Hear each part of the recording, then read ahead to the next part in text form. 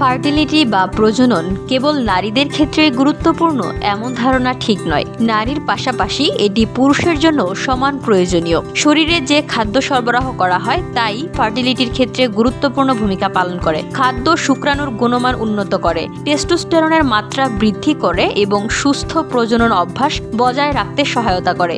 গবেষণা অনুসারে খারাপ খাদ্যাভ্যাস এবং পুষ্টিকর ঘাটতি শুক্রাণুর উৎপাদনকে ব্যাহত করে, শুক্রাণুর গতিশীলতা হ্রাস করে এবং অক্সিডেটিভ স্ট্রেস বৃদ্ধি করে, যা শেষ পর্যন্ত শুক্রাণুর ডিএনএকে ক্ষতিগ্রস্ত করে। অন্যদিকে পুষ্টিকর খাবার শুক্রাণুর গুণগত মান উন্নত করে, হরমোনের নিয়ন্ত্রণ উন্নত করে এবং সামগ্রিক প্রজনন কর্মক্ষমতা বৃদ্ধি করে। চলুন জেনে নেওয়া যাক ফার্টিলিটি বাড়াতে পুরুষেরা কি খাবেন।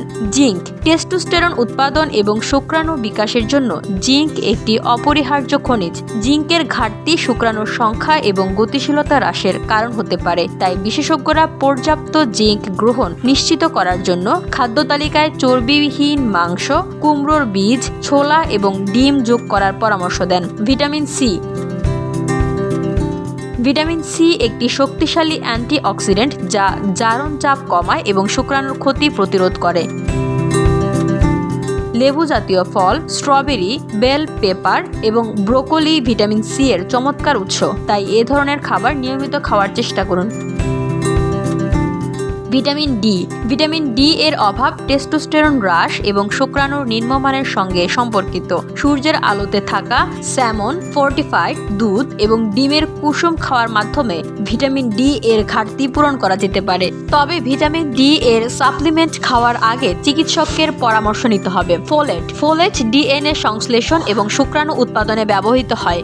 এটি খাদ্য তালিকায় যোগ করা গুরুত্বপূর্ণ। ফোলেটের কিছু সমৃদ্ধ উৎসের মধ্যে রয়েছে পাতাযুক্ত সবুজ শাক, মটরশুঁটি, মসুর ডাল এবং fortified serial. Omega 3 fatty acid. Omega 3 fatty acid হলো স্বাস্থ্যকর চর্বি যা শুক্রাণুর আকৃতি এবং গতিশীলতা উন্নত করে। আপনার খাদ্য তালিকায় স্যামন, ম্যাকেরেল এবং সার্ডিনের মতো চর্বিযুক্ত মাছ, সেই সঙ্গে আখরোট এবং তিসির বীজ যোগ করুন।